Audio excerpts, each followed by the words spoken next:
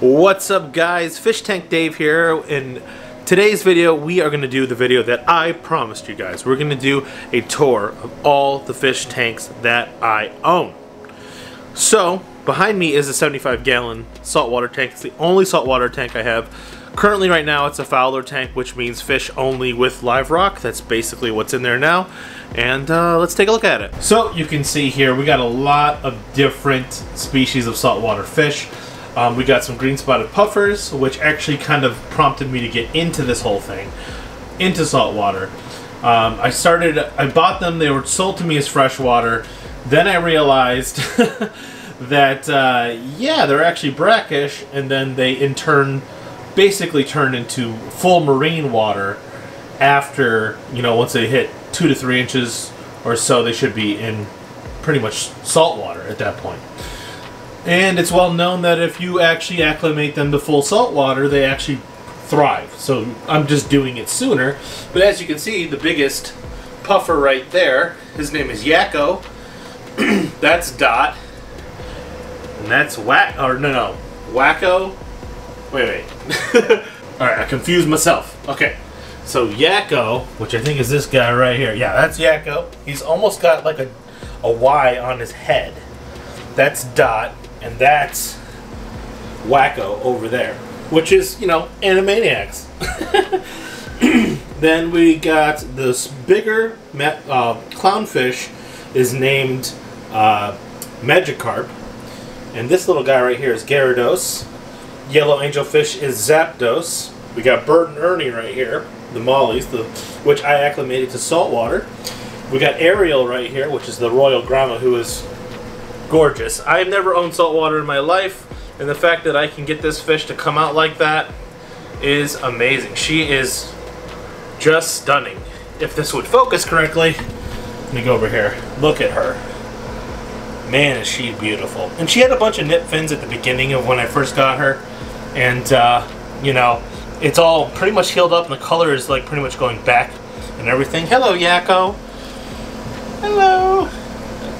Which these green spotted puffers are known to be pretty aggressive, depending on what you get. But if you keep them well fed, they tend to just be okay. And I keep these guys well fed.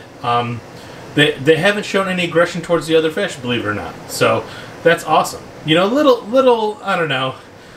They've shown more aggression to each other, which you can see right here. Yakko's chasing Wacko a little bit, and he's the smallest one. He is the smallest puffer in this tank, and yet he is the most aggressive. But you can see it's a lot of posturing. He chased him, nothing happened. Not a single nipped fin, nothing. He just chased him and was like, "You get out of here," and that was it. I've been watching these fish for a very long time. Did you see that? No attacking. Just like, get out of here, basically. So, the angelfish can be kind of semi-aggressive, which I kind of knew coming in. Nobody really picks on that fish. That fish kind of does whatever it wants. It even eats with the puffers. When I feed it clams on the half shell, that angelfish will actually eat with them, which is cool. And then we got green chromas here, which are beautiful fish. I've named them Sushi 1, 2, 3, 4, 5, 6. I'll admit, I got a little lax on the names for the green chromas. Here's some macroalgae. I don't know the exact type. I forget. Here's some macroalgae that the yellow angelfish ate. And there's some dragon's breath right there, which is actually growing really, really well. I'm excited about that. These two, I ordered like probably about 5, and this Zapdos here ate all of them, except for those 2. So we learned what he'll eat and not eat. So for filtration on this tank, it's a 75-gallon canister filter. We got a hang on the back refugium right here with a bunch of Chaeto in it, which I'm still dialing in. You can see right there. I might need to dial back the actual time a little bit more. We have a hang on the back protein skimmer, which is amazing. This thing I got off the marketplace. It's normally a $250 protein skimmer. It's an Octo. Hang on the back 90 Classic, I believe. And yeah, normally $250. I think I got it for $75 used. The only thing that was wrong with it was missing this plug right here, which I had to fill with silicone to kind of block it. But you can see how it's filling up with stuff now. About once a week I will dump that out. So that is the only saltwater tank I own.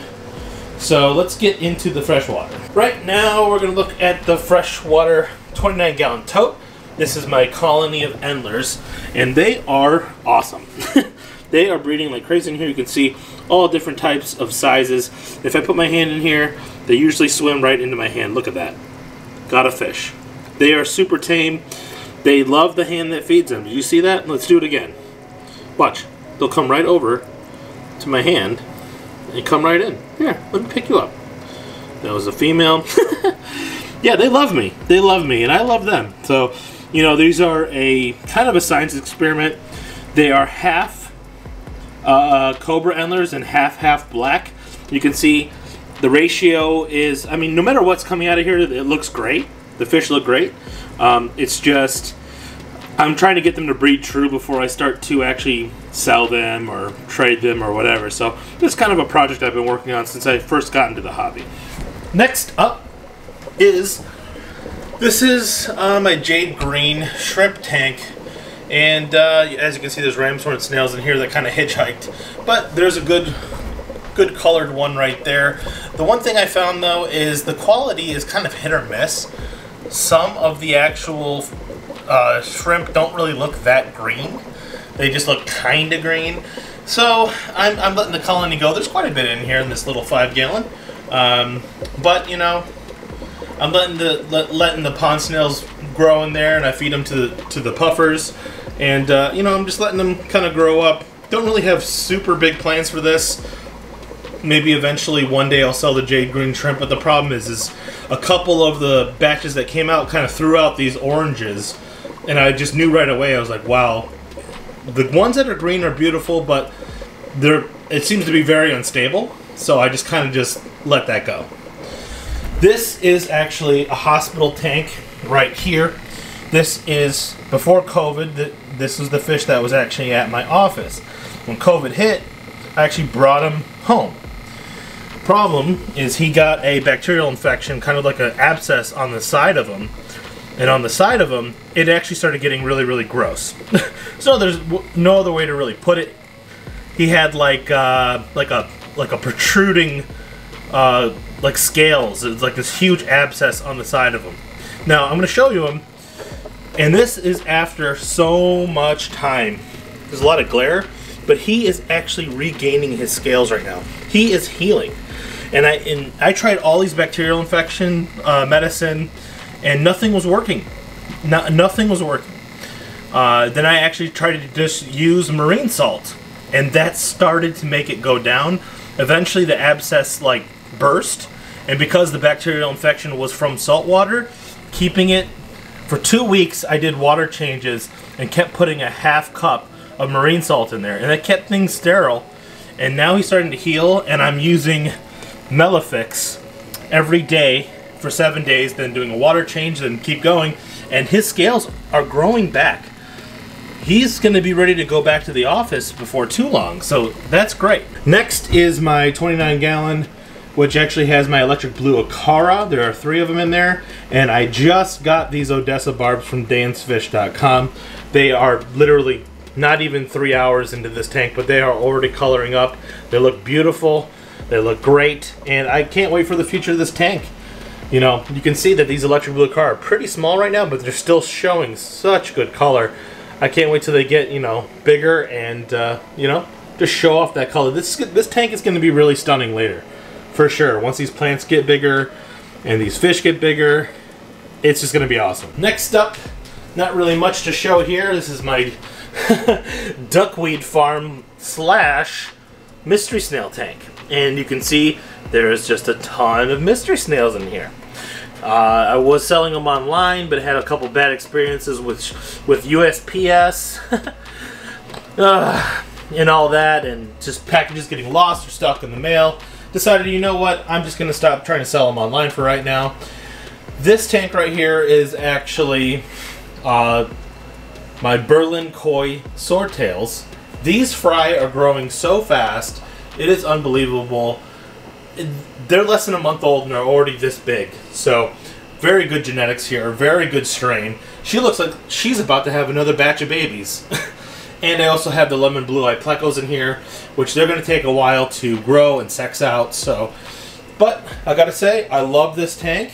I love that that's the Imaginarium Petco branded stand. It's one of the best stands I've ever had to put together.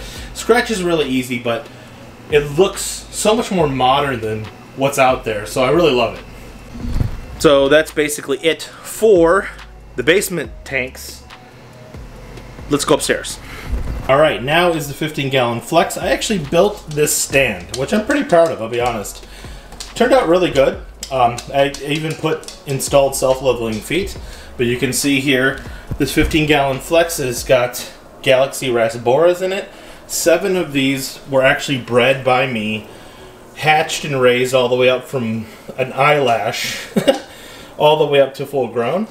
I noticed when I was actually breeding them, I wouldn't recommend trying to breed them. The genetics are really, they feel really inbred, I'll be honest with you. There's a lot of deformities when I actually was breeding them out, and had to cull quite a bit, more than you would think. So it was a fun experience, but I don't think it's actually worth the work. Gorgeous fish though, really do love it. There are some cherry shrimp in here that we bred, and somehow one of the blue shrimp got in here, so I was like, okay, let's just put some of the red ones in here and see how it goes. This right here is a 3-gallon Betta fish tank. This guy's name is Acara. The only issue with him is he currently has got these 2 white dots on the side of him. I don't know really what it is. If you have suggestions on what I should try, I already tried Melofix with him and Paragard. I'm planning on upgrading his tank to a 5.5 gallon soon. This little 3-gallon, not very good light, you know, not very good filtration, just a whatever tank. So he's the first fish we got, so I want to make sure he gets a better tank eventually. So yeah, if you can see back there, it's hard to tell. He's got 2 little white dots on the side of him. I thought it was fungus. I tried Paragard, but it didn't work. So yeah, I'm gonna try something else. I'm not sure what else to try. Maybe just keep trying Melofix. I don't know. Alright guys, this is my 55-gallon planted tank. And it is, I mean, I love this community. We got black neons in here, we got emperor tetras, we got cardinal tetras, we got neon tetras, we got emperor tetras. We got Manny right there, the pearl Grommy, who has been honestly a saint for how big he is and the Grommy name. I can't recommend pearl Grommies enough. They are really good fish. They do not attack a bunch of other fish. He's been a little nippy a couple of times with certain species of fish, but overall he is fine with all these little dudes going around him, and he doesn't really care that much. We got a koi swordtail female. That's from the tote. If you follow my channel, you'll know that was kind of a mistake. You know, not a good breeding project. Ended up failing, and yep, ended up in the 55-gallon. Then we got zebra loach. We got yo-yo loaches, which I just added to kind of finally get rid of the snail problem that we're having in here. Which, oh my God, we're kind of in a regrow state right now. We got Monte Carlo. We got some Crips right here. We got you know, Anubis on the Dragonstone back there. Dwarf Lily right here in front of there. This is Hydrophila, the longer ones. These are basically sold as a seed, as a carpeting plant, but it ended up, you know, obviously getting way big, and not what I was sold, for sure. So the Monte Carlo was just planted like last week. The Crips are from Aquarium Co-op. And it's just taking its time to kind of regrow. There used to be a bunch of Java ferns in here. It used to look so beautiful, and then the snails just went rampant. But yeah, everything is kind of bred for me in this tank.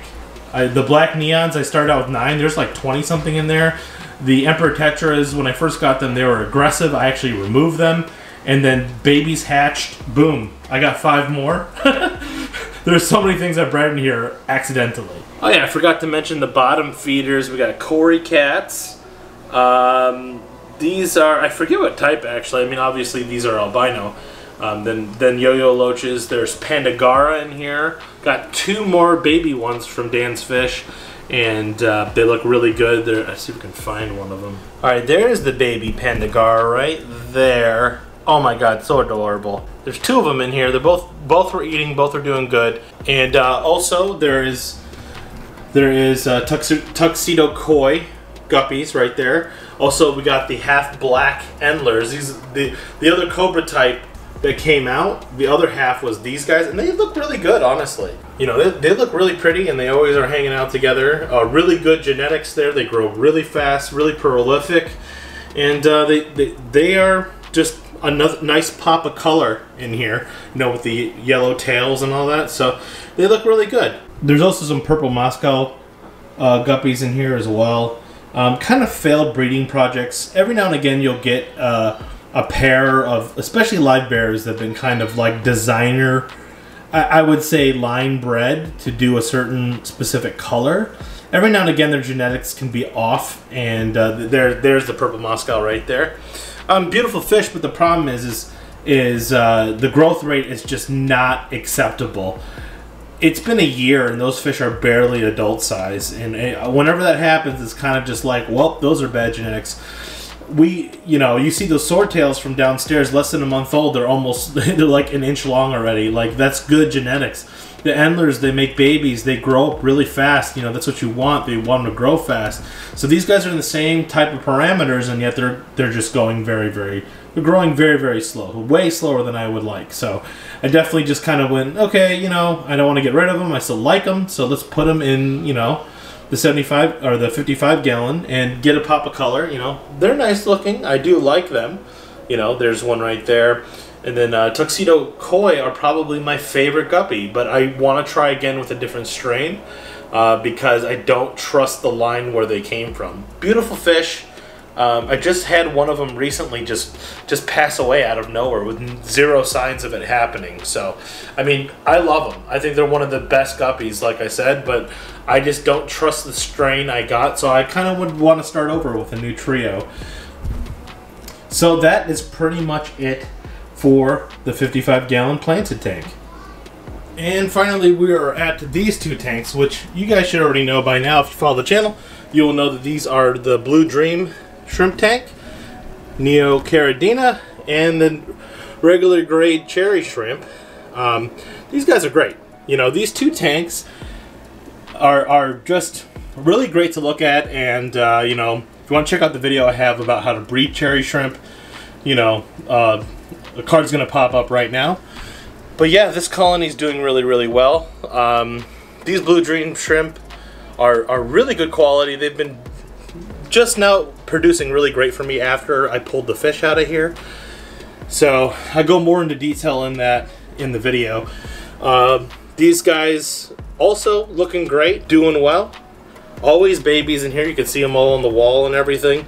They're doing awesome. And yeah, this tank has been a really good, you know, money maker for me to keep the, you know, hobby going, and I do really enjoy it. All right, guys, these are my Endlers that I've been trying to line breed outside in the pond. This pond's been doing really, really well. It's just, you know, a lot of green water in here. I've only been really topping it off.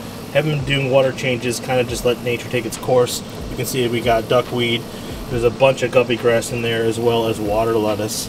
But we'll have to see what happens. You can see them swimming around in there. It's probably really hard to see them, but I'm trying to get that Cobra gene to actually, you know, prove out. So that's what I'm going for there. So guys, that is like the tour of all of the fish tanks I have. No plans to really add much more except for setting up a 20-gallon for the fish in the tote to come back inside once fall hits and it's too cold out there. I'm really hoping to have a lot more fry. I saw fry immediately when I got that set up, but then now it looks like, you know, there's not really any new fry in there, but there's so much green water in there, they could be just surviving at the bottom, who knows, or hiding. So it's hard to say how many fry are really in there. I guess we'll have to see when we go to harvest that and actually pull out all the plants, pull out all the fish for the, you know, fall time and see exactly how many we have. So anyway, guys, that is going to do it for the video. If you enjoyed this video, hit that like button, subscribe if you haven't already, and I'll see you guys in the next one. Later.